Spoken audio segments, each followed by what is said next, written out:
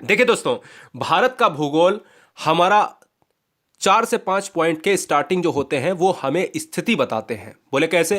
जो question exam में trend करते हैं वो क्या होते हैं कि भारत की स्थिति, भाई जिस देश में मैं रहता हूं, आप रहते हैं, उस देश की स्थिति ग्लोब पर क्या है, ये क्वेश्चन आपको पता होना चाहिए। देखिए, अगर मैं बात करूं तो सबसे पहली बात करें कि जो हमारा पृथ्वी है ये गोल है। मैं मान लेता हूं इसको पृथ्वी। अगर मैं पृथ्वी को दो भागों में बांट देता हूं तो ये नॉर्थ में बढ़ जाती है, साउथ में बढ़ जाती है, उत्तरी और दक्षिणी।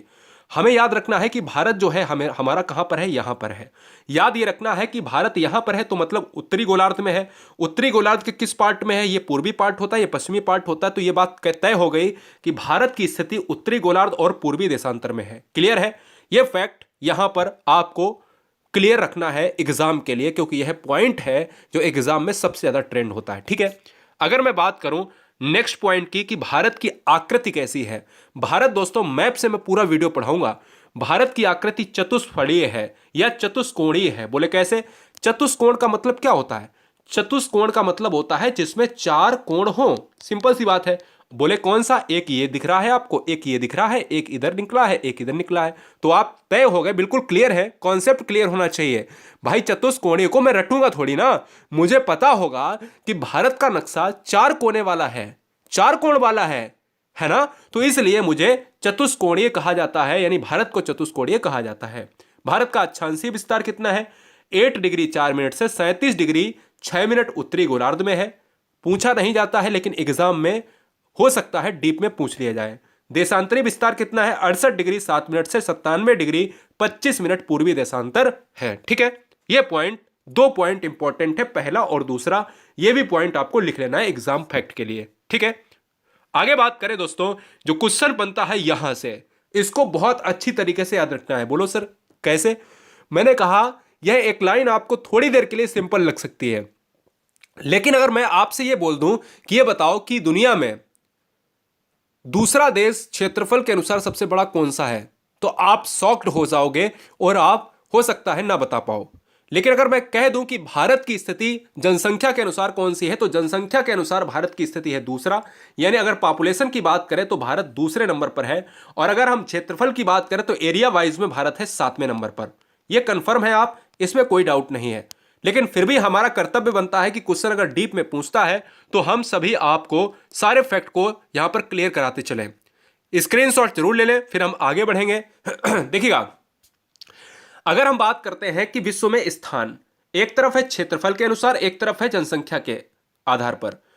अगर देखा जाए कि प्रथम जो है क्षेत्रफल के अनुसार कौन सा बड़ा देश है, तो ये क्वेश्चन एग्जाम में बहुत बार ट्रेंड होता है। ये क्वेश्चन बहुत इंपॉर्टेंट है। क्वेश्चन में क्या पूछा जाता है कि दुनिया में क्षेत्रफल के अनुसार सबसे बड़ा देश कौन सा है, तो है रूस। आंसर हो गया। दूसरा क्वेश्चन, दुनिया में जनसंख्या के आधार पर सबसे बड़ा देश कौन सा है, तो यह है हमारा पॉपुलेशन के आधार पर, क्योंकि यह जनसंख्या में। दुनिया में दूसरा देश हमारा जनसंख्या के अनुसार है भारत। यह बहुत इंपॉर्टेंट है क्योंकि यह पूछा जा चुका है। 2035 तक जो है भारत सबसे नंबर 1 पर आ जाएगा और चीन को पछाड़ देगा पॉपुलेशन में। द्वितीय में कनाडा आता है, चीन आता है यहां पर क्षेत्रफल में। ऐसे ही USA, Brazil, Australia, Bharat, Argentina. इसी तरीके से आपको याद रखना है कि भारत हमारा 7वें नंबर पर आपका कौन सा है? क्षेत्रफल में है, एरिया वाइज में है, और दूसरे नंबर पर हमारा है पॉपुलेशन में। ठीक है, अब हम ज्यादा नहीं बताएंगे इसमें, क्योंकि यही क्वेश्चन एग्जाम में ट्रेंड होते हैं। आगे हम बात करें दोस्तों, याद रखिएगा, भारत मैंने कहा उत्तरी पूर्वी गोलार्ध में है, भारत चतुष्कोणीय है, और भारत की बात करें तो भारत पॉपुलेशन में यहां पर क्या है? सेकेंड नंबर पर है, और एरिया में हमारा क्या है? एरिया में है 7वें नंबर पर। याद ये रखना है कि भारत की जनसंख्या हमारी 121 करोड़ के पार, यानी 2011 के अनुसार। अब हम 2021 की बात करें तो 2021 में जनगणना होगी, तो हम ये कह सकते हैं कि 2021 हमारी जनगणना के लिए है, और अगली जनगणना 10 साल बाद होगी 2031 में। तो एक फैक्ट आपको याद रखना है कि जनगणना कितने साल बाद होती है? 2011 में हुई तो 2021, 21 में हुई तो 31, 10 साल बाद होती है। क्लियर है? आगे हम बात करेंगे, नेक्स्ट पॉइंट पर बढ़ेंगे। देखिए, भारत मैप के अनुसार क्षेत्रफल हम बताते हैं। कई बार एग्जाम में बहुत बार पूछा गया है ये फैक्ट। देखिए, ये फैक्ट एग्जाम में बहुत ट्रेंड करता है। अगर यह भारत है तो यह विश्व का कितना भाग कवर करता है? विश्व कितने परसेंट में है यार? 100% में है, और इसी 100% में इंडिया भी होगा। अगर इंडिया है तो यह बताओ कि इसका क्षेत्रफल, एरिया कितना है? तो 3287,263 इतना याद कर लेना है, कोई लाख वाख करोड़ का झंझट नहीं। 3287,263 इतना दिमाग में रखना है, या 32.8 वर्ग किलोमीटर भी दे सकता है आपके ऑप्शन पे। आपको सबसे ज्यादा महत्वपूर्ण है कि विश्व का भारत जो क्षेत्र है वो कितना घेरे है, 2.4%। एग्जैक्ट वैल्यू क्या है, 2.42।